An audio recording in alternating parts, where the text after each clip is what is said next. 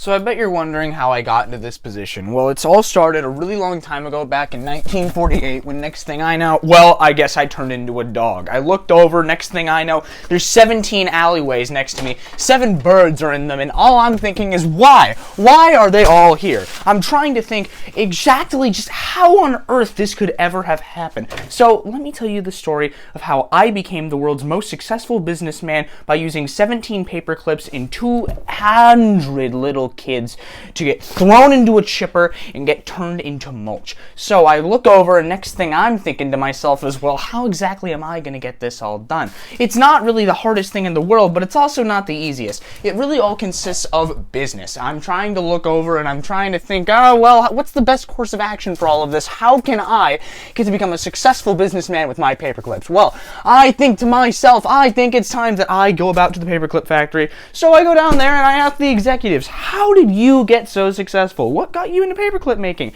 And they told me dogs. And I thought, how does that make any sense? What are you doing with that? What are you doing with dogs? How are you getting anything from that, huh? So they tell me, and next thing I'm thinking to myself, as I said previously, well, how did you do that? So I honestly I had no idea what to think of myself when they told me about these dogs.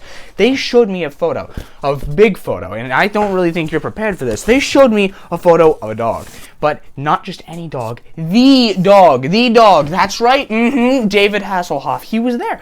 And I tried to think, how on earth is he here? What is he doing with everything? He honestly had no idea what he was doing there. It was crazy. He actually had no genuine clue what was going on that day. Neither did I. So that's when I thought, okay, I'm gonna actually go over to I'm gonna go to the second paperclip factory. So I went down there, and they actually had some better insight for me. The David Hasselhoff wasn't there, thankfully, because he would have just flat out surfed his way out of there on a big pontoon, and alright, what's up with that, huh? I really just don't get it. David Hasselhoff, actually, we go a little bit back. I was on the beach one morning, and next thing I know, I look over to my left. Oh, what do I see? I see a rock in the water, and I thought, how is the rock floating like that? Next thing I know, big explosion. David Hasselhoff comes soaring out in a ball of fire. He's flying. How does he do that? I genuinely can't tell you how he does it. It's magical. So I'm just thinking, what are you doing, David? I haven't seen you in years, and honestly, it's just, what's up with you, huh? So, honestly, just all in all, I really didn't know what to think of myself that day. So I went over and I tried to ask him, David, you doing all right? He had something crazy to tell me. He actually told me, hey, I saw someone the other day, Benjamin Franklin. He told me a story where he actually found Benjamin Franklin on the side of the road, washed up in a sewer, oddly enough. I don't know what he was doing down there. One of them was a president. I have no idea what he was doing. Well, who was Ben Franklin? I know he had electricity, he was that guy. Big kite, big lightning. So that's how Abraham Lincoln ended up coming into play here, where he actually looked over at Ben Franklin and thought, I hate you. They had a brawl in the streets in Boston, and I really don't know why they picked Boston. It was really just the strangest thing I've ever seen, because it was Ben Franklin fighting with his lightning powers, and then the Lightning McQueen kind of driving around the road as well. It was really just a huge fiasco back in the Declaration of 48, and I just didn't really get what they were trying to get at, because it made no sense. They were fighting for essentially nothing. So I'm just looking over and I'm telling them, things could be better. I really don't get what you're trying to get at here. So then they told me it was all to do with the penguins. And I said, what the hell, Ben? What are you thinking to yourself? What's your issue? Do you have a certain problem that I should be aware of? Nope. In fact, it was quite the opposite. Ben Franklin looked me dead in the eyes and he told me, these penguins, out of control. So we ended up having to go down to the Antarctic and we had to fight them off ourselves. And oh my God, I gotta tell you, all my paper clips, no use against these penguins. There was at least, 1,200 of them. So many penguins. And that's what I thought to myself. Too many penguins. So that's when I came up with the idea of global warming. And I had thought, well, if the penguins have nowhere to live, then the penguins cannot live. So then I devised a plan. I decided to myself that I would create global warming over the next couple of centuries. And I have to tell you, from the 1400s and every other year before that, when every other historian fought with me to fight these penguins, I was there, and I was personally making sure that those penguins did not get any further in their efforts. And yet, let me tell you, we were pretty successful for a bit. But here's the problem. These penguins, they had another plan, and I didn't see it coming. They had the worst thing I've ever seen in my life. They had birds. They had more birds, specifically cassowaries. I looked over into the next part of the Arctic, and I look, and you know what I see?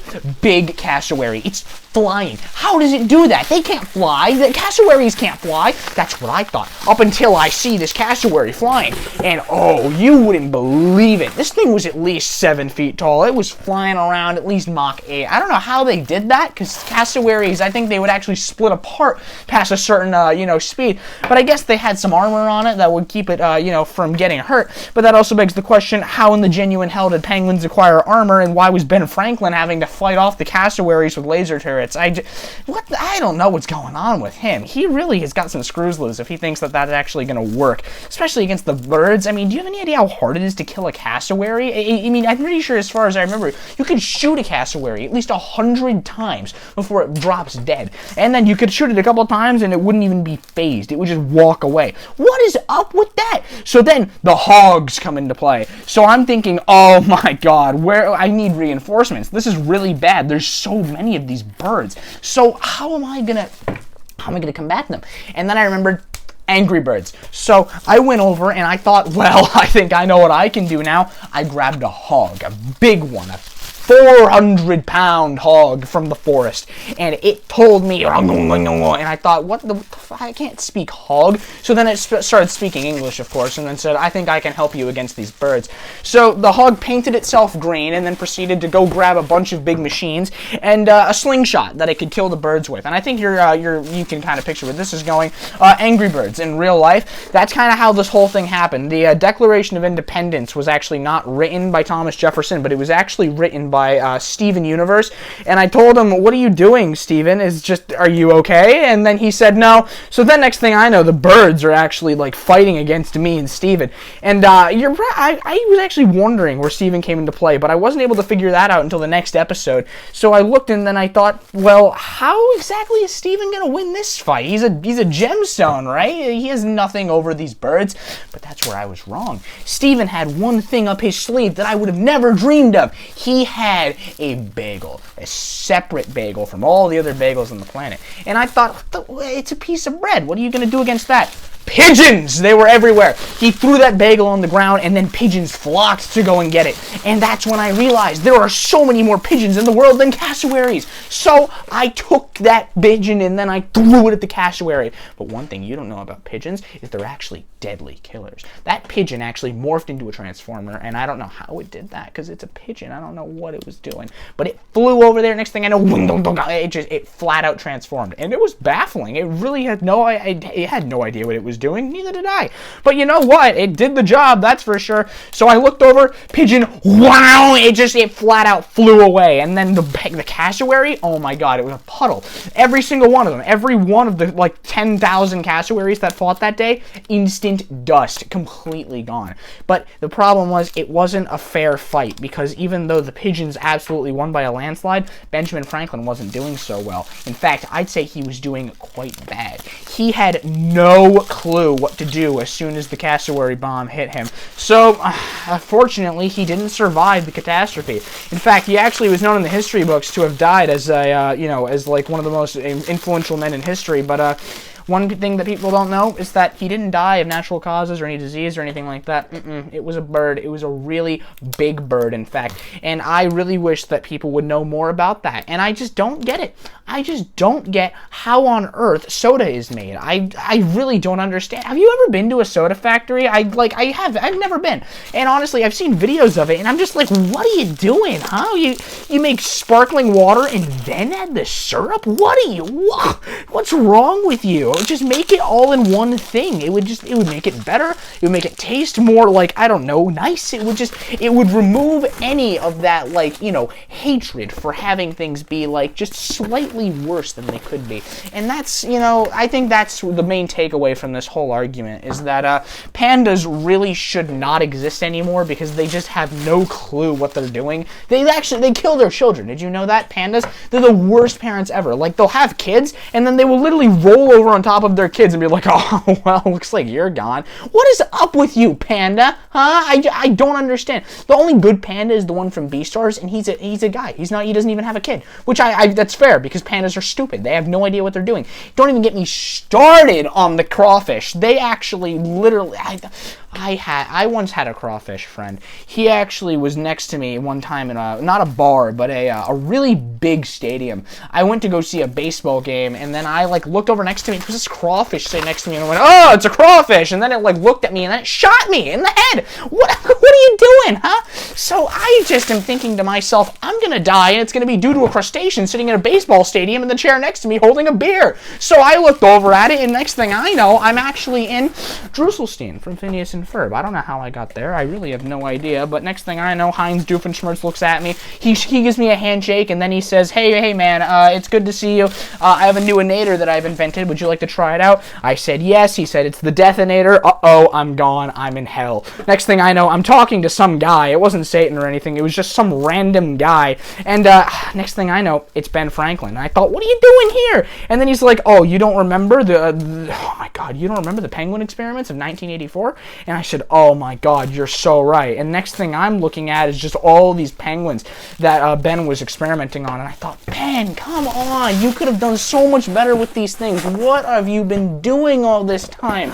So that kind of just explains everything as a whole as to why Ben Franklin was one of the best people in the United States, except for the fact that he did experiments on penguins. But one thing that you should know is actually that penguins are pretty terrible. They really aren't the best. They're really stupid, actually. They tend to, like, you think, oh, well, they form, like, big lines and everything. They must be smart. No, if you think that, you're actually really upsetting me, and I really don't like you. Penguins are really not that smart of individuals, because some of them will just flat out leave the colony or whatever. They'll just, like, flat out leave the entire group of penguins, all for the sake of just, like, I want to leave. What is wrong with you, huh? I don't get it. You have a whole home in the Antarctic, and you just leave it behind, and for what? For some random, like, thing to go off into the mountains to die? Get real, penguins. Get real. I really am done with you. So, I hope that explains to you the lore of why Stephen Jobs is actually not a real person, but is actually a computer. I hope that you all have been, informed.